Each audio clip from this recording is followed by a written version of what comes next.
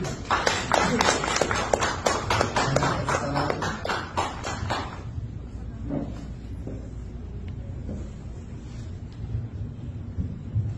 nakasama.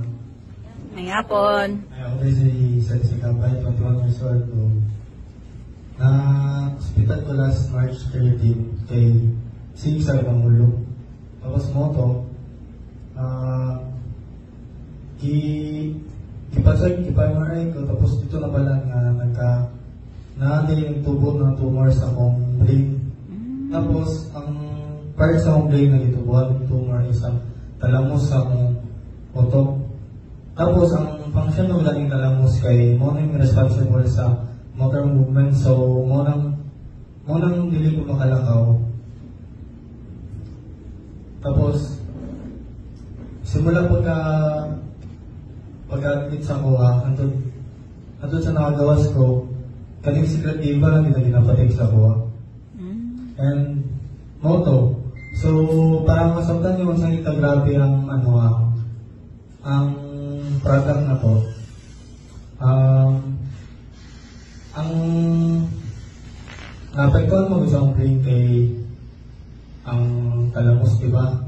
So, kung isipin na ito, marang imposible na kayo makalakaw ko. Pero kung sa secret diba, nakalakaw pa ko balik. Pila ka sachet box na narot? Pila ka sachet? Almost 2 box pa lang na ubos. Wow. Kalakaw na. At unang ako, sa hospital, dili maalsa sa hospital. Ang left, dili maalsa, dili kalihok ang kamot o ang tigil. So, pero itong try o gamit, o nagamit sa itong product, naghinay-hinay nga maalsa yung kamot na nasa hospital. O diya sa hospital, kung walang may gamitan o diba, kasakit niyang ulo, kaya may tumor man ang brain. That's why ang suggestion, operahan. Wala laging choice, ang doktor may recommend operation good, pero wala sila rin sugod. Tingnan ako, itry ang product na to na Diva Stem Cell. Mawag mo nga sa hospital pa lang sila, nalihok ng kamot o nalihok na ang iyahang tigil.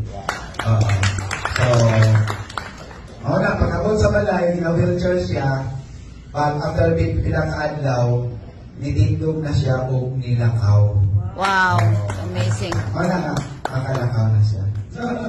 So, anak yun ang testimony sa atong product. So, si Toto sa gabay mo niyang papa. So, thank you. And salamat, Cindy.